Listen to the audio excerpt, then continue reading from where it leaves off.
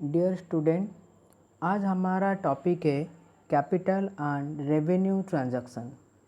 ये टॉपिक बहुत ही important topic है अकाउंटिंग के कोई भी चैप्टर के लिए। बिजनेस में जो डे टू डे जो एक्टिविटीज़ होते हैं हम उनको ट्रांजैक्शन कहते हैं। क्या कहते हैं हम उनको कहते हैं ट्रांजैक्शन। ये जो ट्रांजैक्शन होते हैं ये ट्रांजैक्शन आपके दो तरह के होते हैं। या तो आप उनको रिकरिंग ट्रांजैक्शन कह सकते हो। रिकरिंग का मतलब क्या होता है?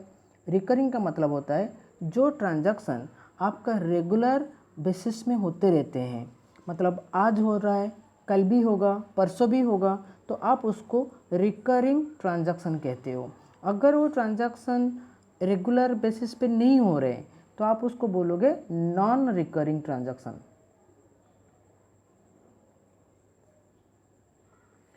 जो रिकरिंग ट्रांजैक्शन होते हैं आप उनको कहते हो रेवेन्यू ट्रांजैक्शन।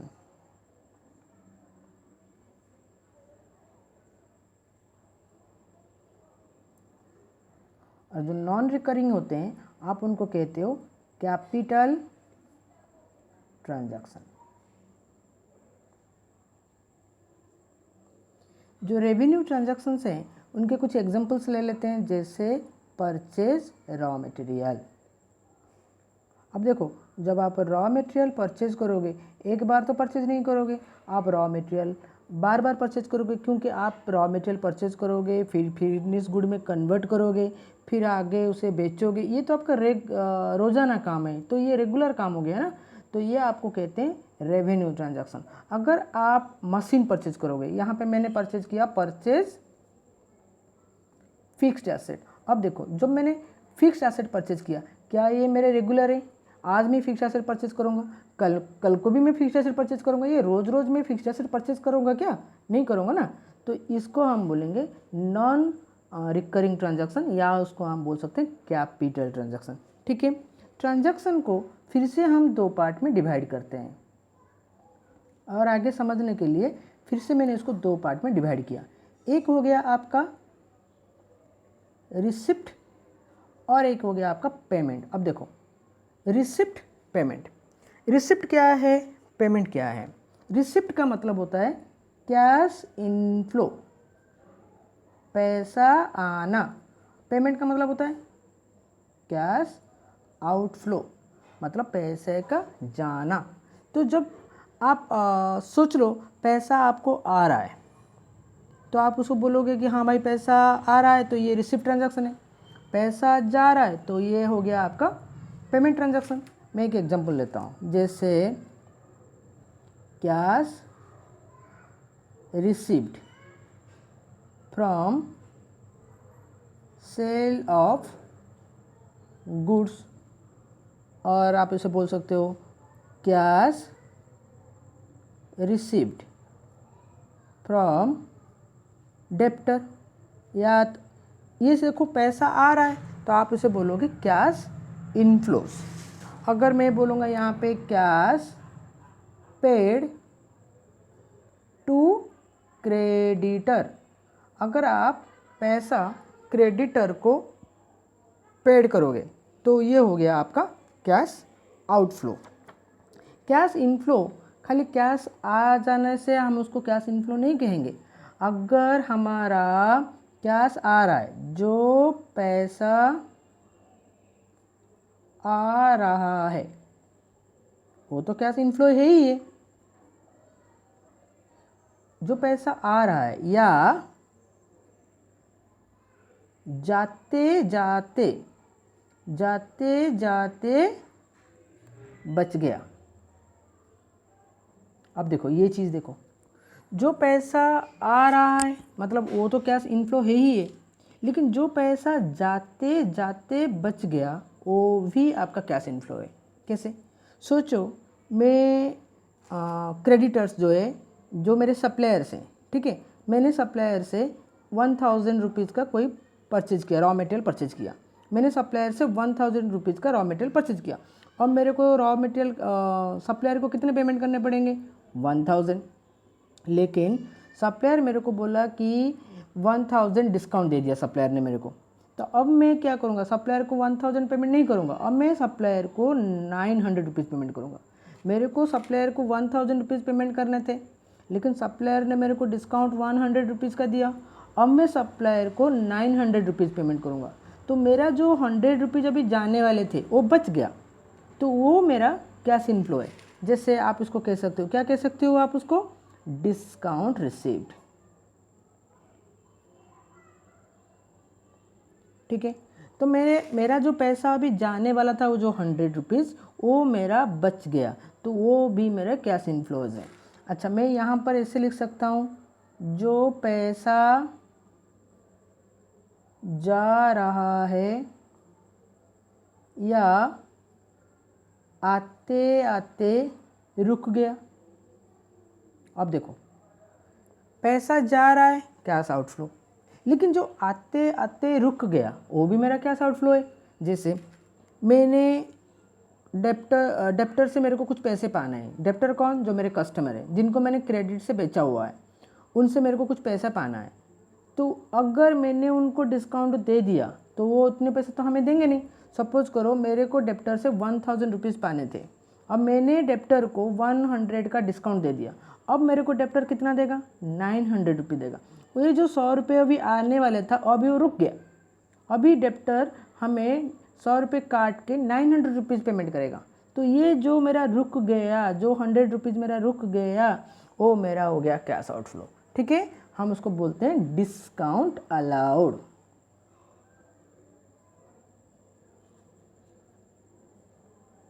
ठीक है, समझ में आ रहा है। ये हो गया रिसिप्ट का ट्रांजैक्शन और हमारा पेमेंट का ट्रांजैक्शन। अब हम रिसिप्ट को डिवाइड करेंगे। रिसिप्ट हमारे दो तरह के होते हैं, एक हो गया हमारा रेवेन्यू रिसिप्ट और एक हो गया हमारा कैपिटल रिसिप्ट। पहले हमें डिस्कशन कर लिए, अगर हमारा ट्रांजैक्शन जो है रेवेन्यू नेचर का रहेगा, रेगुलर नेचर का रहेगा, तो हो गया हमारा रेवेन्यू रिसिप्ट। अगर हमारा ट्रांजैक्शन इरेगुलर बेसिस में रहेगा तो हो गया कैपिटल रिसिप्ट। ये तो सिंपल है। लेकिन जो रेवेन्यू रिसिप्ट क्या है, कैश इनफ्लो, हमारा यहाँ पे हम बोल सकते हैं रेवेन्यू रिसिप्ट और इसको हम बोलेंगे कैपिटल रिसिप्ट। देखो, रेवेन्यू मतलब रेगुलर, रिसिप्ट मतलब कैश इनफ्लो। जो रेगुलर होंगे और कैश इनफ्लो भी होने चाहिए। जैसे एग्जांपल आप ले सकते हो, कैश रिसिप्ट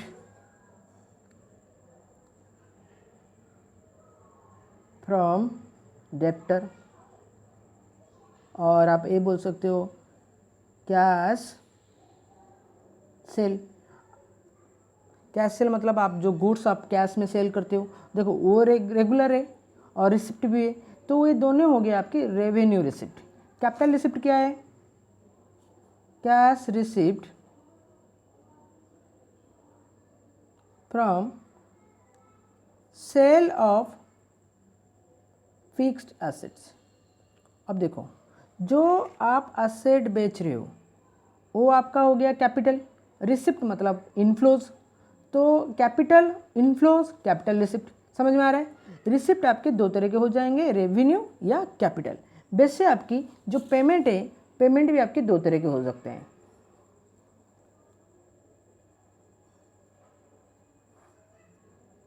रेवेन्यू पेमेंट, एक हो गया आपका कैपिटल पेमेंट।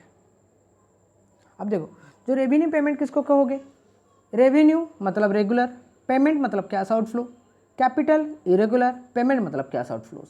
एग्जांपल,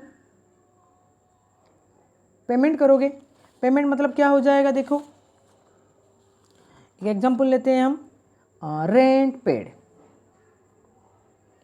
या आप बोल सकते हो परचेज रॉ मटेरियल। देखो ये चीज़ है, purchase raw material by cash, cash कर लो और समझ में आ जाएगा। रेंट पेड बाय कैश, देखो जा रहा है पैसा, रेंट रेगुलर है, purchase raw material by cash जा रहा है, परचेज रॉ मटेरियल रेगुलर, समझ में आ रहा है। Capital, purchase fixed asset by cash. अब देखो purchase fixed asset capital nature के, बाय कैश, कैश जा रहा है, कैपिटल पेमेंट, समझ में आ रहा है। ये हो गया हमारा रिसिप्ट एंड पेमेंट। अब हम समझेंगे एक्सपेंडिचर को। अब देखो हमारा जो एक्सपेंडिचर है वो भी दो तरह के होते हैं, जैसे रेवेन्यू एक्सपेंडिचर, ये हो गया आपका कैपिटल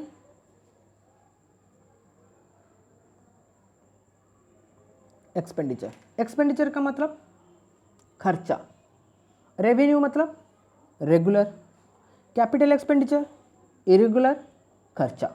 ठीक है। रेवेन्यू एक्सपेंडिचर का एक कैरेक्टरिस्टिक्स है, क्या? Benefit received in current year. मतलब रेवेन्यू एक्सपेंडिचर्स जो करोगे आप, उसका जो बेनिफिट मिलेगा आपको उसी साल, उसी करंट ईयर में मिल जाएगा। जैसे आपने सैलरी पेड किया तो बेनिफिट आपको उसी साल मिल गया, आपने परचेज रॉ मटेरियल किया, बेनिफिट आपको उसी साल मिल गया। तो जो बेनिफिट आप रिसीव करोगे वो करेंट ईयर में रिसीव कर जाओगे। जैसे आपकी एग्जांपल हो गया परचेज रॉ मटेरियल, देखो,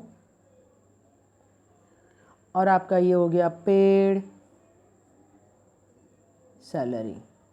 ये देखो जो बेनिफिट आपने लिया वो उसी साल, उसी करेंट ईयर में लिया। ठीक है। देखो खर्चा और पेमेंट दोनों अलग अलग चीज़ होते हैं। ठीक है। पेमेंट करना, आपने क्रेडिटर को पेमेंट कर रहे हो, क्रेडिटर से आपने पैसे लिए थे, बैंक से आपने पैसे लिए थे, बैंक लोन लिया था, आप अभी बैंक लोन पेमेंट कर रहे हो। ठीक है। वो आपका खर्चा नहीं है, आप पेमेंट कर रहे हो। खर्चा मतलब आप कोई भी खर्चा करते हो किसी बेनिफिट के लिए, कंसिडरेशन क्या है? बेनिफिट, आप उसी लिए खर्चा करते हो। तो यहाँ पे पेमेंट से डिफरेंट एक एक्सपेंडिचर। ठीक है। जब आप कोई खर्चा करते हो तो उसका जो बेनिफिट है आपको अगर उसी साल मिल जाता है तो वो हो गया आपका रेवेन्यू एक्सपेंडिचर। अगर आपका जो बेनिफिट है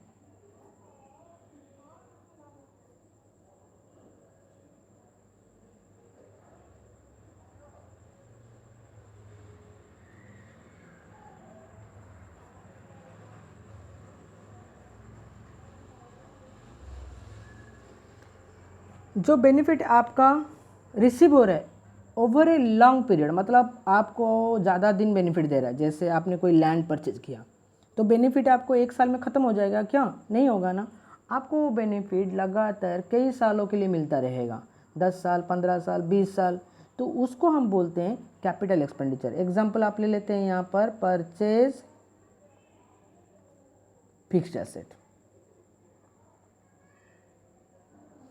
तो ट्रीटमेंट क्या होगा?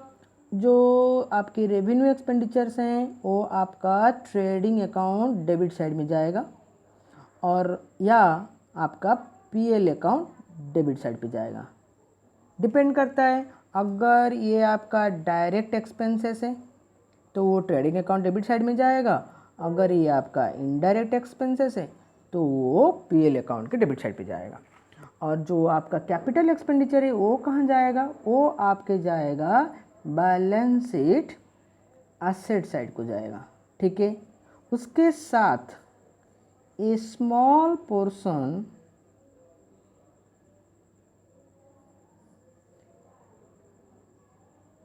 treated as depreciation and charge to PL account. ठीक है। यहाँ पे क्या होता है, जो आपका जो कैपिटल एक्सपेंडिचर है वो आपका बेनिफिट जो है वो लंबा पीरियड के लिए देता है। तो हम क्या करते हैं, उस कैपिटल एक्सपेंडिचर को बैलेंस शीट के एसेट साइड पे शो करते हैं, और उससे एक छोटा सा पोर्शन एज ए डेप्रिसिएशन वो कैलकुलेट करके पीएल अकाउंट के डेबिट साइड पे शो करते हैं। ठीक है। ये हमारा हो गया एक्सपेंडिचर। अब कुछ ऐसे एक्सपेंडिचर्स हैं जो आपको लगते होंगे कि ये रेवेन्यू एक्सपेंडिचर से, लगते नहीं, वो है ही रेवेन्यू एक्सपेंडिचर, लेकिन सिचुएशन ऐसे रहते हैं, केसेस ऐसे रहते हैं कि हम उस रेवेन्यू एक्सपेंडिचर को आज एक कैपिटल एक्सपेंडिचर ट्रीट करते हैं। ठीक है, तो हमारे कुछ ऐसे रेवेन्यू एक्सपेंडिचर्स हैं जो अंडर सर्टन सर्कमस्टांसेस उनको हम कैपिटल एक्सपेंडिचर मानते हैं। जैसे कि ये देखो, revenue expenditure becoming capital expenditure. कुछ ऐसे रेवेन्यू एक्सपेंडिचर्स हैं जो अंडर सर्टन सर्कमस्टांस वो आपकी कैपिटल एक्सपेंडिचर हो जाते हैं। जैसे पहला क्या है, expenditure made is for the purpose of acquiring fix asset. अब देख लो, आपने ऐसा कुछ खर्चा किया, क्यों किया, आपका पर्पज़ क्या है, एक्वायरिंग फिक्स एसेट। आपको फिक्स एसेट एक्वायर करना था तो आपने कुछ खर्चा किया।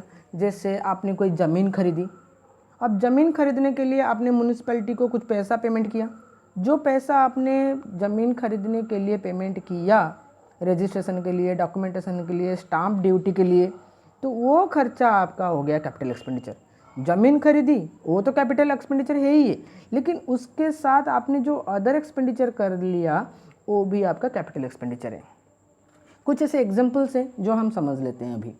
रॉ मटेरियल, अब देखो, परचेज रॉ मटेरियल वो आपका क्या एक्सपेंडिचर है, रेवेन्यू एक्सपेंडिचर है। लेकिन अगर आपने रॉ मटेरियल परचेज किया कोई फिक्स असेट को तैयार करने के लिए, to make a fix asset, देखो क्या लिखा है, purchase raw material to make a fix asset. आप अगर ऐसे कोई रॉ मटेरियल आप परचेज करते हो और आपका मोटिव क्या है, आप उसको फिनिश गुड में कन्वर्ट करके बेचना नहीं है, आप उस रॉ मटेरियल से आपको एक कुछ एसेट बनाना है, तो वो रॉ मटेरियल अभी आपका कैपिटल एक्सपेंडिचर हो जाएगा। फिर आया आपका वेजेस। अब देखो, सेकंड है आपका वेजेस। वेजेस क्या है, वेजेस जो आप वर्कमैन, जो आपके लेबरर हैं, आप उनको पेड करते हो, वो तो रेगुलर है, वो तो रेवेन्यू एक्सपेंडिचर है। लेकिन अगर आप वही वेजेस आप कोई मशीन बनाने के लिए, कोई फिक्स एसेट बनाने के लिए लेबर को पेड करोगे तो वो आपके कैपिटल एक्सपेंडिचर हो जाएंगे। अब आया आपका क्या, रिपेयर।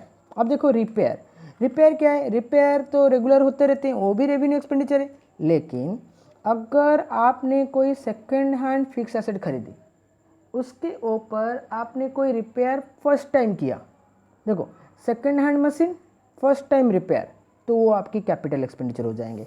ठीक है, दूसरा हो गया आपका लीगल एक्सपेंसेस। लीगल एक्सपेंसेस क्या है, जैसे मैंने अभी आपको बताया था, मैंने कोई ज़मीन खरीदी, लैंड खरीदा, मैंने कोई मशीन खरीदा, जो डॉक्यूमेंटेशन, स्टाम्प ड्यूटी, इसके के लिए जो हम खर्चा करते हैं उनको हम लीगल एक्सपेंसेस कहते हैं। वो जो हमने लीगल एक्सपेंसेस किया उसको भी हम कैपिटल एक्सपेंडिचर कहते हैं। ठीक है, उसके बाद आपका आ गया ट्रांसपोर्ट एक्सपेंसेस। अब सोचो, मैंने कोई मशीन खरीदी, इंपोर्ट किया, और वो मशीन जब मैंने इंपोर्ट किया तो ट्रांसपोर्टेशन के लिए मेरे को अलग से कुछ पेमेंट करने पड़े। मशीन का दाम 50,000 है, ठीक है, वो कैपिटल एक्सपेंडिचर है। लेकिन जो मशीन मैंने इंपोर्ट किया, मेरे को ट्रांसपोर्टेशन खर्चा और 5,000 लग गए, तो ये जो 5,000 मेरा एक्स्ट्रा खर्चा हुआ उसको हम कैपिटल एक्सपेंडिचर बोलेंगे। ठीक है ना। अब आ गया कैरेज एंड फ्रेट ड्यूटी।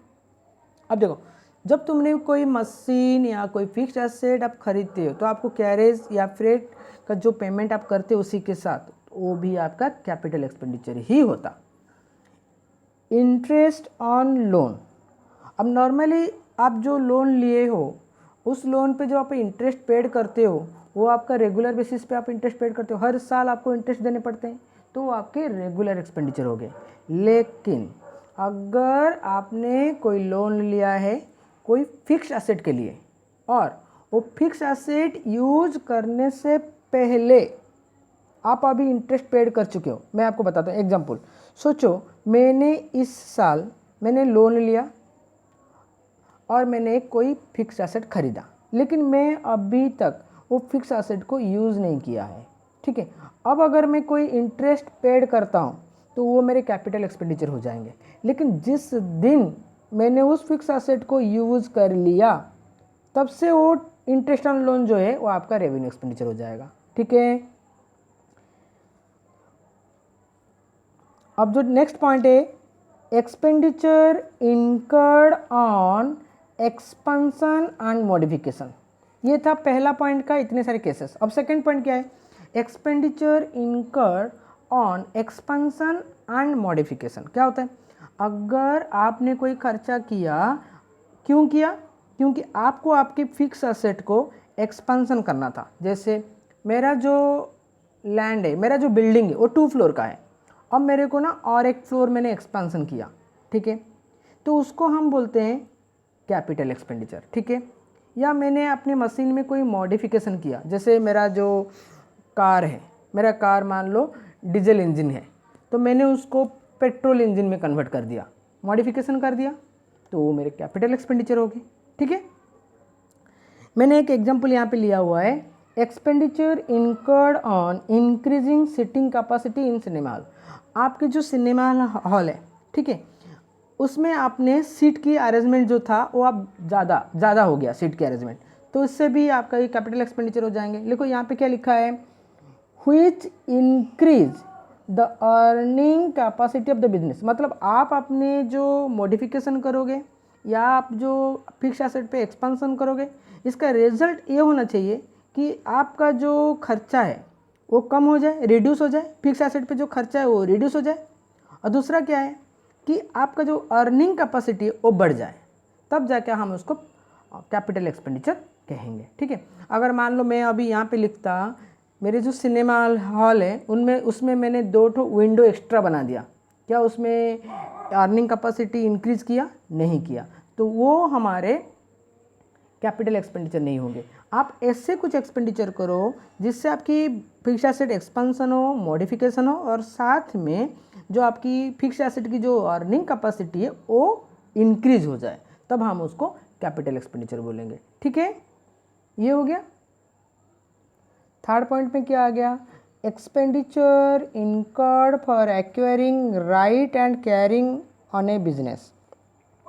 जैसे आपने कोई गुडविल परचेज किया, कॉपीराइट परचेज किया, पेटेंट परचेज किया, आप वो जो राइट परचेज करते हो उसको भी आप कैपिटल एक्सपेंडिचर कहते हो। ठीक है, expenses incurred before starting business. अगर आपने कोई खर्चा किया बिजनेस स्टार्ट करने से पहले, जिसको आप बोलते हो प्रिलिमिनरी एक्सपेंसेस, वो भी आपका कैपिटल एक्सपेंडिचर है। Expenditure incurred for acquisition of capital. अब देखो, कैपिटल रेज करने के लिए अगर आपने कोई खर्चा किया, आपको शेयर इशू करना है, शेयर इशू करने से पहले कुछ खर्चा करना पड़ता है, तो वो खर्चा जो आपने कैपिटल रेज करने के लिए जो खर्चा आपने किया वो आपका हो गया कैपिटल एक्सपेंडिचर। ठीक है, अब जो हम डिस्कस करेंगे वो है आपका डेफर्ड रेवेन्यू एक्सपेंडिचर। ये सारे पॉइंट्स हो गए, अब हम डिस्कस करेंगे डेफर्ड रेवेन्यू एक्सपेंडिचर। ये क्या है?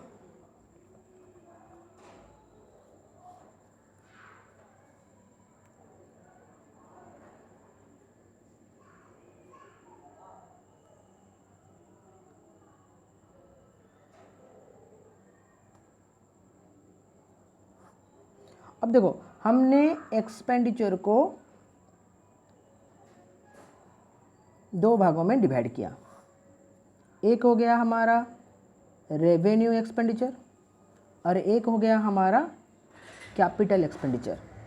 ठीक है, और ये जो हमारा और एक एक्सपेंडिचर निकला जिसको हम बोलेंगे डेफर्ड रेवेन्यू एक्सपेंडिचर। ये क्या है? ये एक्सपेंडिचर एक तरह का रेवेन्यू एक्सपेंडिचर है, लुक लाइक रेवेन्यू एक्सपेंडिचर। ठीक है, ये रेवेन्यू एक्सपेंडिचर जैसा दिखता है but treated as capital expenditure. समझ में आया? मतलब ये एक्सपेंडिचर आपको दिखता है रेवेन्यू एक्सपेंडिचर जैसे, लेकिन ट्रीटमेंट उसकी उनकी होती है जैसे कैपिटल एक्सपेंडिचर का होता है। जैसे कैपिटल एक्सपेंडिचर कैसे होता था? बैलेंस शीट पे हम शो करते थे। फिर एक स्मॉल पोर्शन को एज ए डिप्रिसिएशन हम पीएल अकाउंट में चार्ज करते थे। तो यहाँ पर भी वैसे ही होगा, हम एक छोटा सा जो पोर्शन है हम पीएल अकाउंट को चार्ज करेंगे और बाकी का जो बैलेंसिंग फिगर रहेगा वो बैलेंस शीट में शो करेंगे। तो हम उसको क्या करेंगे, इसका ट्रीटमेंट कैसे होगी, इसका एग्जाम्पल क्या हो सकते हैं, इनके एग्जाम्पल हो गए आपका प्रिलिमिनरी एक्सपेंसेस, या आप उसको कह सकते हैं ह्यूज एडवर्टाइजिंग एक्सपेंसेस। अब देखो, अगर आपकी जो एडवर्टाइजिंग एक्सपेंसेस है अगर छोटा होगा तो उसका जो बेनिफिट है वो 1 साल में मिल जाएगा, तो आप उसको रेवेन्यू एक्सपेंडिचर के हिसाब से ट्रीट कर सकते हो। लेकिन अगर आपकी जो एडवर्टाइजमेंट का जो खर्चा है अगर बहुत बड़ा है, इतना बड़ा कि उसका जो बेनिफिट है वो 1 साल में नहीं, वो 4-5 साल तक मिलेगा, तो वैसे एडवर्टाइजमेंट जो एक्सपेंसेस हो गए उसको हम कैपिटल एक्सपेंडिचर के ट्रीटमेंट करेंगे। और उसका जो है हम उसको कहाँ पे शो करेंगे, 2 जगह पे शो करेंगे। एक तो हम बैलेंस शीट के एसेट साइड पे शो कर लेंगे, ठीक है, और एक स्मॉल पोर्शन और रहेगा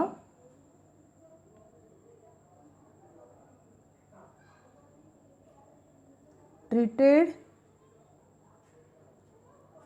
as return of in PL account. आप एक का जो छोटा सा जो पोर्शन रहेगा आप उसको रिटर्न ऑफ बोल सकते हो, जो हम पीएल अकाउंट में एडवर्टाइजमेंट रिटर्न ऑफ करके एक छोटा सा पोर्शन हम पीएल अकाउंट में उसको डाल देंगे, तो हम उसको बोलते हैं डेफर्ड रेवेन्यू एक्सपेंडिचर, ठीक है।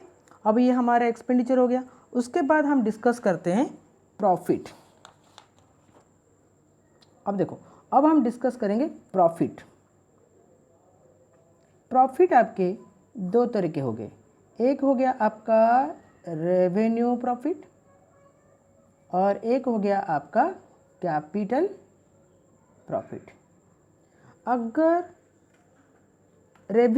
आपकी कोई प्रॉफिट रेवेन्यू ट्रांजैक्शन से अराइज होता है, profit arises from a revenue transaction, ठीक है, तो आप उसको बोलोगे revenue profit. Example, profit on sale of goods, आपने गुड्स सेल करा, प्रॉफिट आया तो हो गया रेवेन्यू प्रॉफिट। कैपिटल प्रॉफिट क्या हो गया, profit arises from sale of fixed asset. देखो, अगर मैंने कोई प्रॉफिट एराइज किया फिक्स्ड एसेट सेल करके, सेल ऑफ फिक्स्ड एसेट मतलब ये हो गया आपका कैपिटल ट्रांजैक्शन। अगर आपने कोई प्रॉफिट एराइज किया वो भी कैपिटल ट्रांजैक्शन से, तो वो आपका हो गया कैपिटल प्रॉफिट, ठीक है। वैसे लॉस का भी ऐसे ही हो जाएगा। लॉस आपका 2 तरह के हो जाएंगे, एक हो जाएगा रेवेन्यू लॉस और एक आपका हो गया capital loss. Loss arise from revenue transaction, ये हो गया आपका loss arise from capital transaction. Example क्या हो जाएंगे, loss due to sale of goods, ये हो जाएगा loss due to sale of assets. अब देखो, इसको आप बोलोगे रेवेन्यू लॉस, इसको आप बोलोगे कैपिटल लॉस। समझ में आ रहा है? आज का टॉपिक यहीं पे कंप्लीट हो रहा है। तो इस टॉपिक को अच्छे तरह से आप लोगों को देखना है, क्योंकि मैंने पहले ही बता चुका हूँ ये टॉपिक बहुत ही इम्पोर्टेंट और इसकी जो कॉन्सेप्ट है वो बहुत इम्पोर्टेंट है अकाउंटिंग के कोई भी चैप्टर के लिए। तो इस टॉपिक को अच्छे तरह से आप देखना, समझने की कोशिश करना, ठीक है। चलो बाय।